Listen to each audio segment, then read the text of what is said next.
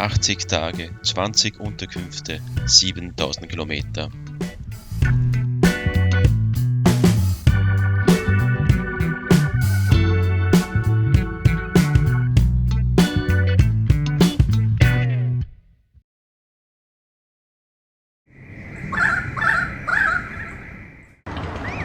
Es geht wieder weiter. Wir bleiben weiterhin in Sydney und ziehen vom Stadtteil Randwick nach Bondi Junction. Diese Unterkunft von Neighborhood bei TWT habe ich auf Airbnb gefunden. Sie ist schön eingerichtet und im Preis inbegriffen ist sogar ein Garagenparkplatz. Jedoch liegt das Apartment an einer sehr befahrenen Straße, welche hauptsächlich von Bussen im Sekundentakt benutzt wird. Die Lärmbelästigung ist dementsprechend und somit ist das Sitzen am Balkon kein Hochgenuss. Im Schlafzimmer hört man aber fast nichts. Was für ein Zufall! Im Haus ist auch eine Bar mit Happy Hour Bier. Dies entschädigt den Straßenlärm zur Gänze. Auf der Bondi Junction finden wir alles, was unsere Herzen begehren. Eine riesige Auswahl an günstigen Speisen aus verschiedenen Kulturen und ein großartiges Angebot an Happy Hour Bieren, nicht nur bei uns im Haus. Wir machen einen Ausflug ins Zentrum. Das Ziel ist der Botanische Garten. Hier wollen wir uns mit alten Freunden treffen. Die ersten empfangen uns schon an der Bushaltestelle. Der Rest wird uns hinter der Oper erwarten.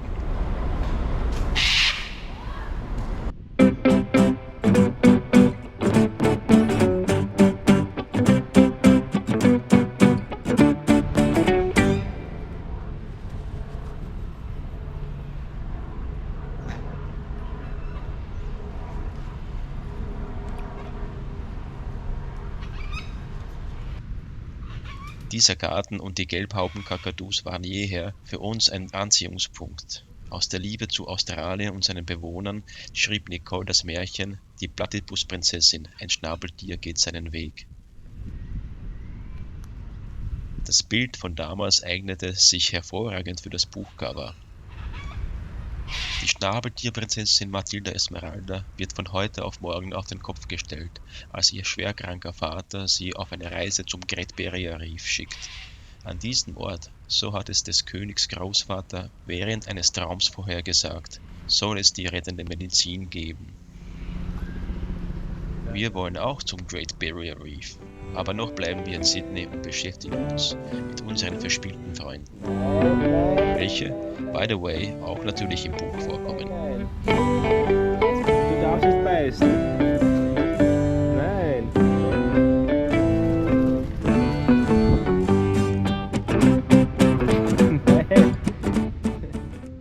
Wir wohnen im Bezirk Bondi Junction. Und wie der Name vermuten lässt, ist der wohl berühmteste Strand Australiens, Bondi Beach, nicht weit entfernt. So ist es auch. Wir machen uns auf den Weg.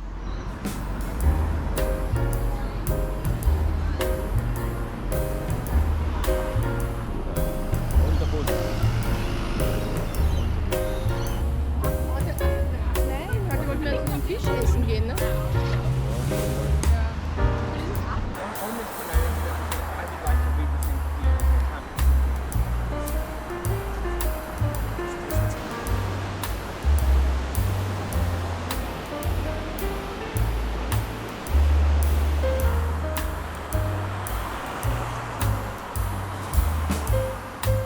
Schöner könnte der Tag nicht sein.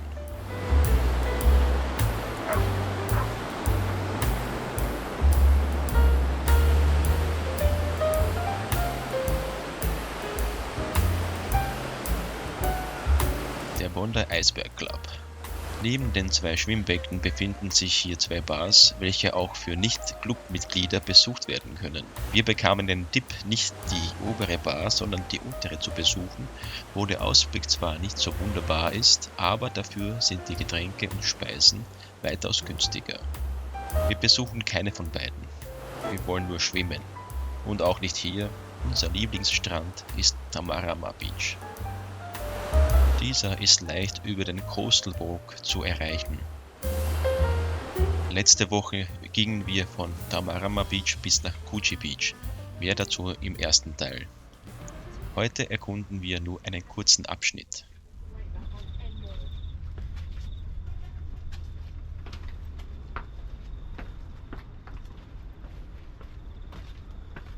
Es scheint, als würde der Flötenvogel die Beschriftung Coastal Walk auf dem Schild beim Wort nehmen.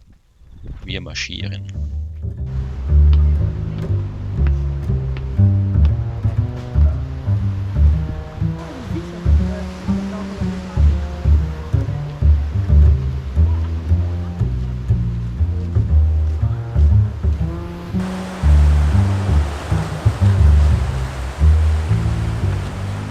Aktiv sein, lautet das Lebensmotto in Sydney. Bei so einer schönen Kulisse fällt es einem wie hier wirklich nicht schwer.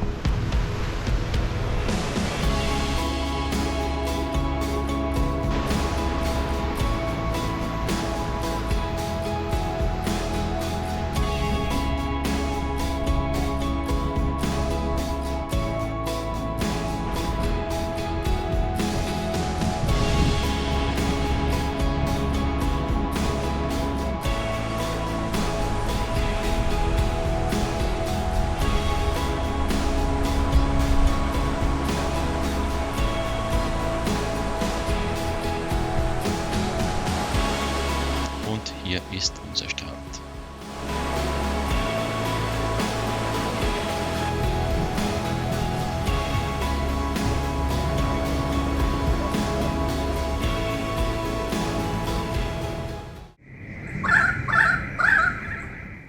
Nach 8 Tagen verlassen wir unsere Unterkunft in Bondi Junction und übersiedeln in den Stadtteil Mosman in ein Appartement, das es in sich hat.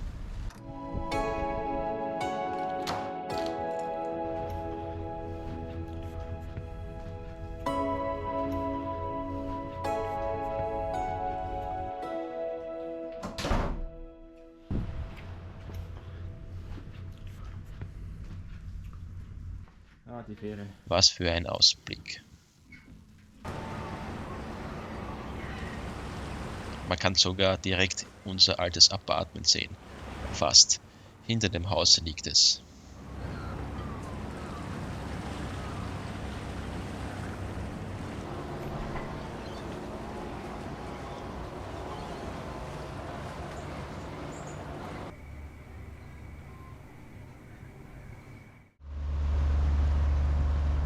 Der Morgen erwacht.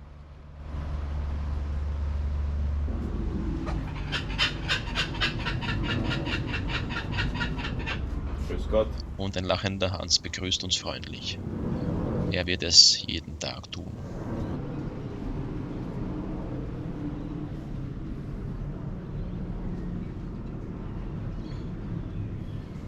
Zum Appartement gehört auch dieser Meerespool.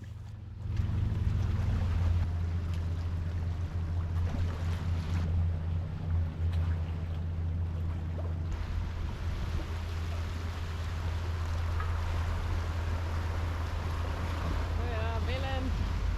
Oh, jetzt kommen sie, jetzt kommen sie.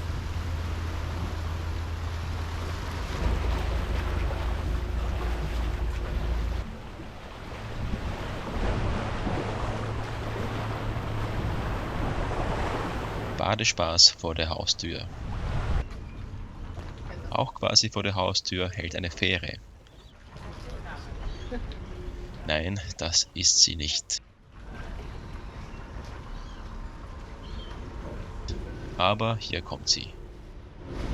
Sie bringt uns in 15 Minuten nach Circular Quay ins Zentrum.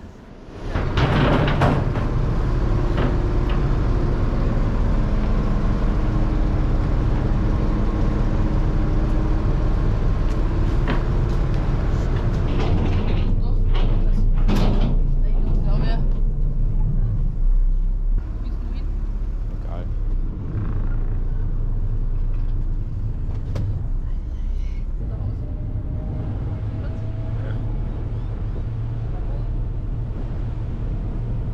Da es in der näheren Umgebung keine Restaurants und Bars sowie keine Einkaufsmöglichkeiten gibt, sind wir gezwungen, auf die andere Seite der Bucht zu fahren.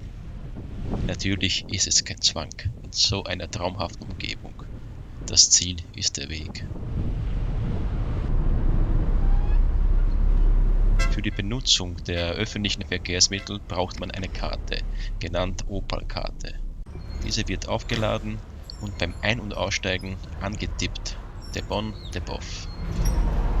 Die Preise für die Fahrten variieren. Es kommt darauf an, wann man fährt und wie weit. Jedoch wird der Preis gedeckelt. Man zahlt einen gewissen Maximalbetrag am Wochentag, Wochenende und in der ganzen Woche.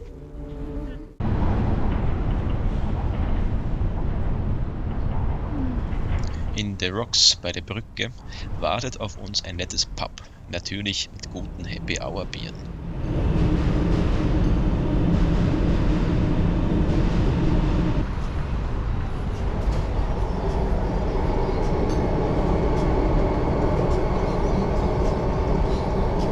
Servus.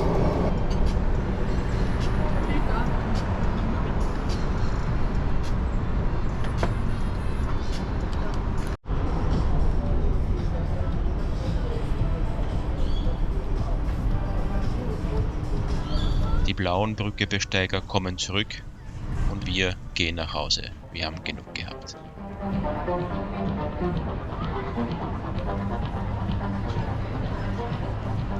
Wie ich sehe, sind die Besucher des Sommerkinos gut ausgerüstet.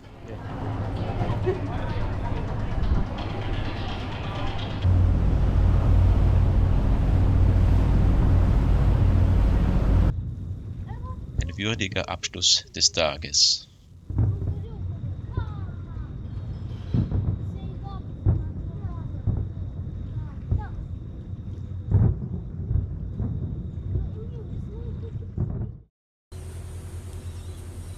Guten Morgen, diesmal zu zweit. Er hat einen Freund mitgebracht. Uns soll es recht sein, ist ja genug Platz. Heute geben wir das Mietauto im westlichen Stadtteil Westmet ab und fahren dann mit den öffentlichen Verkehrsmitteln zurück.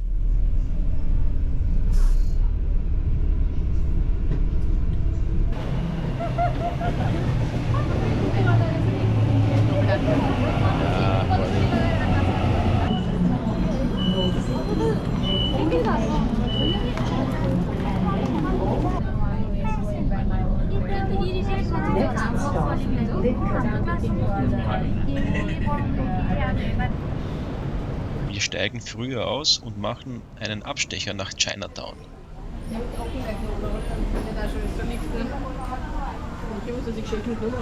Du willst gedimmt? Ja, ja, ich hab's nicht gewusst. Rede. Ja, da ist er. So, wir brauchen vielleicht wieder von alles ein bisschen davon, viel aber die sind eher schön. Gekauft haben wir nichts, nur geschaut.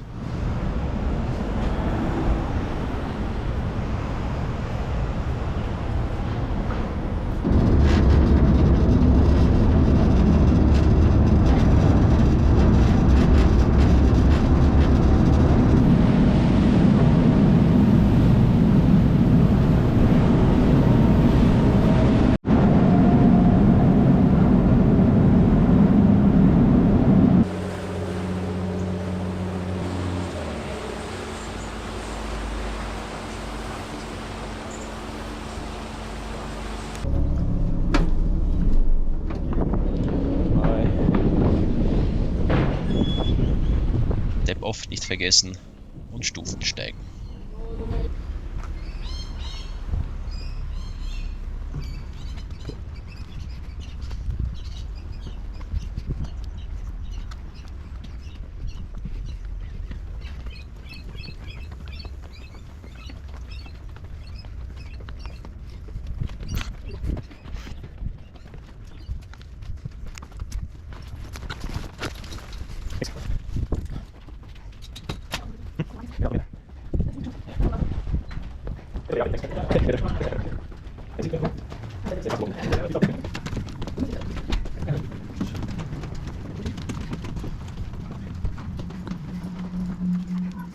Boah, endlich oben.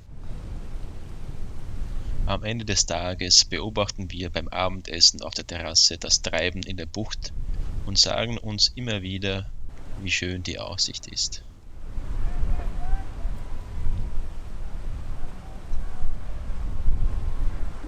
Morgen ist Sonntag und das ist der Tag, an dem das Fahren mit den öffentlichen Verkehrsmitteln am günstigsten ist. Für 2,80 $ den ganzen Tag. Wir nützen das aus und fahren mit den Booten ans Ende der Bucht Richtung Parramatta und zurück.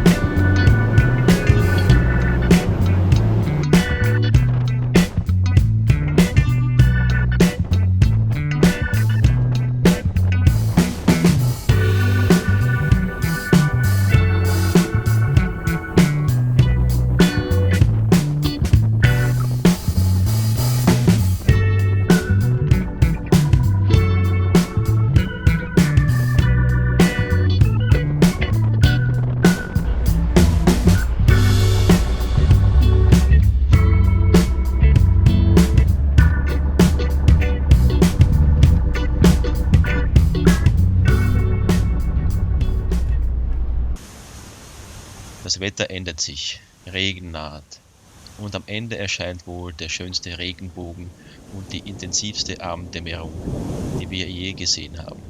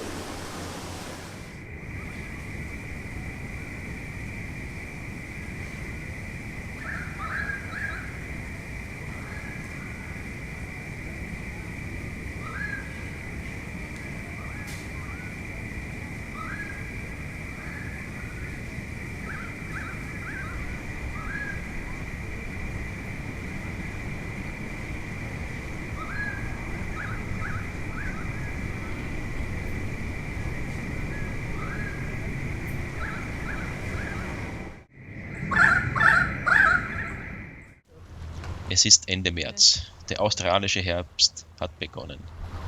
Die Nächte werden ein wenig frischer und das Meer kühlte von einem Tag auf den anderen um 2 Grad ab. Nun ist es an der Zeit, Sydney zu verlassen und in Richtung Norden zu ziehen, der Wärme entgegen. Vor ein paar Tagen haben wir am Flughafen das nächste Mietauto abgeholt.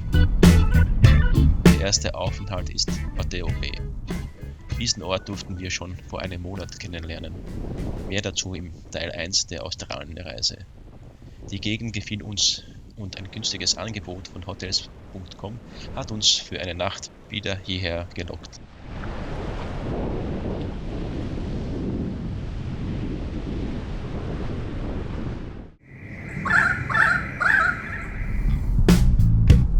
Die schönen Strände in Elizabeth Beach können wir nicht widerstehen und bleiben eine Woche. Siehe auch unseren ausführlichen Bericht in Teil 1.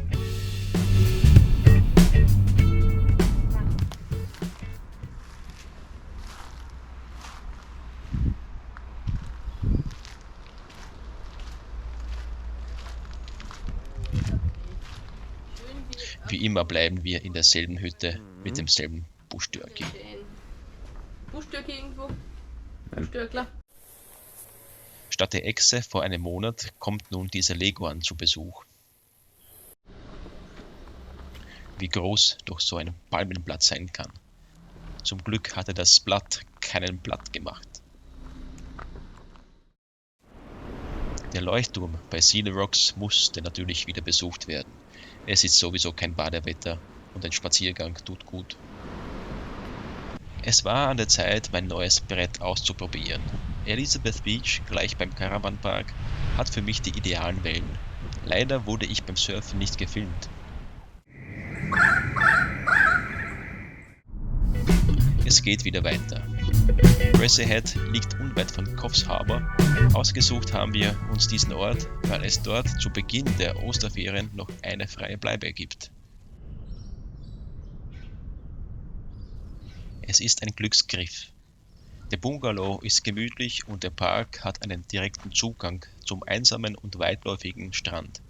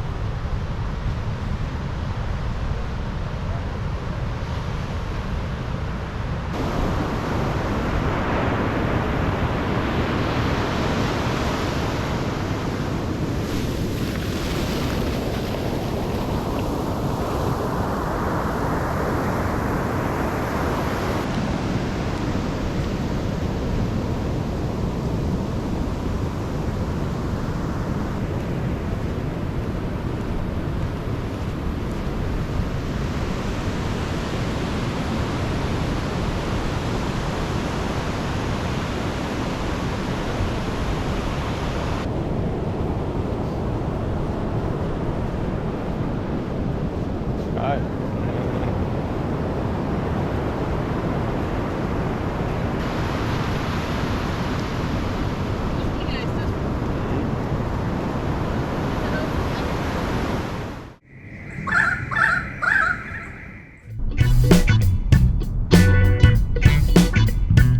Bis hierher kamen wir damals im Jahr 2020. Dann mussten wir umkehren. Diesmal wird es anders sein. Wir werden nach Brisbane weiter bis nach Cairns fahren und dann wieder zurückkehren, um von hier nach Hause zu fliegen.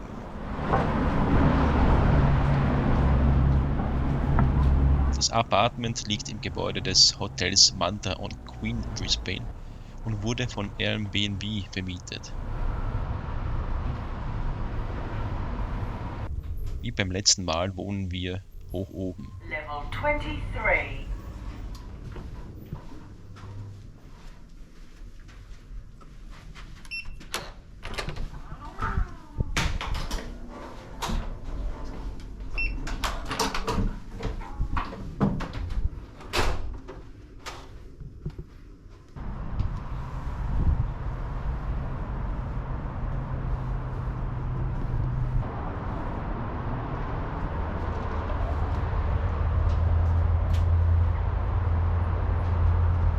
Unterhalb der Story Bridge sollen sich ein paar gemütliche Pubs und Restaurants befinden.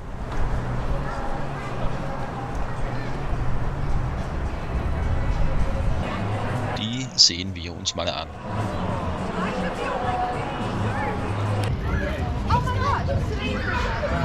Da wir kein Happy Hour Angebot finden, gehen wir wieder nach Hause. Zu teuer sind die normalen Preise.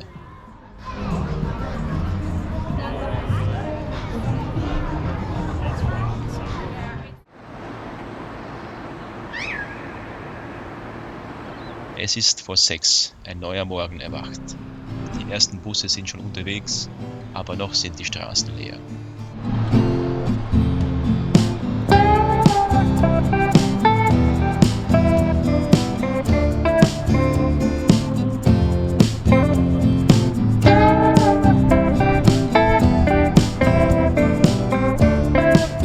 Wir machen heute einen Spaziergang durch die Stadt bis zum Botanischen Garten.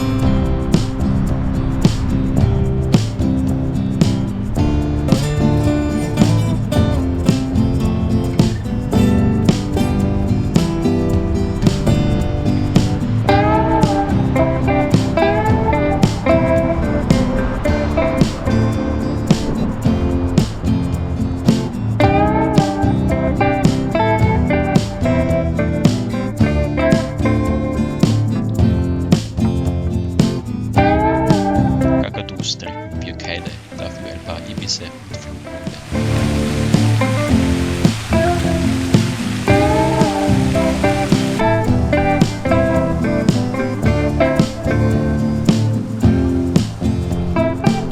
Der Blick aufs andere Ufer. Die Figuren winken uns zu, rüberzukommen. Das machen wir auch, aber erst morgen.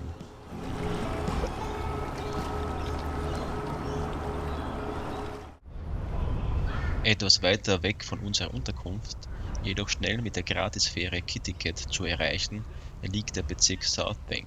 Dieser ist nicht nur für den künstlich angelegten Strand bekannt, sondern auch für die kulinarische Vielfalt.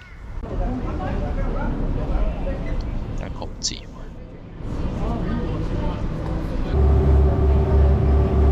Wir steigen allerdings etwas früher aus und spazieren entlang des Flusses.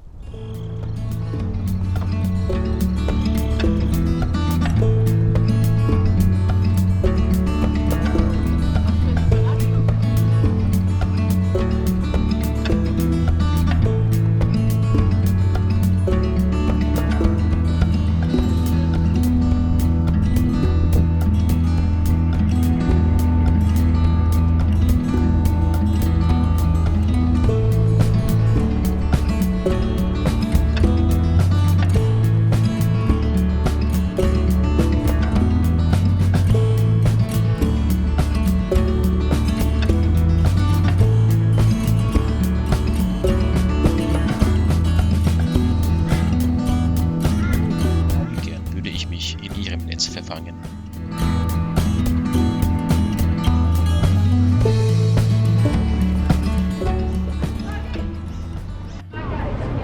Im alten Ägypten war der Ibis noch ein heiliger Vogel.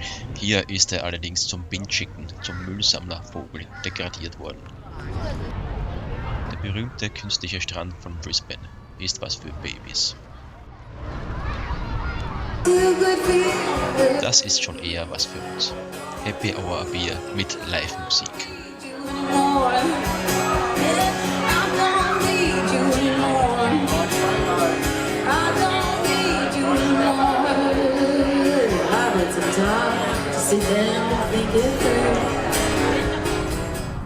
Das goldene Brisbane. Eine schöne Stadt. 6 Tage sind wir schon hier, aber morgen geht es wieder weiter. Noch einen Schlaftrunk und dann gute Nacht.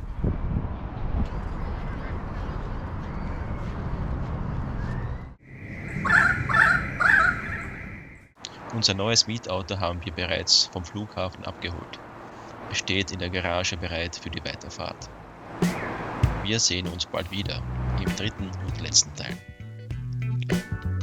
Weitere Informationen zum ersten und zum zweiten Teil findet ihr auch auf unserer Seite zwischenstopp.net.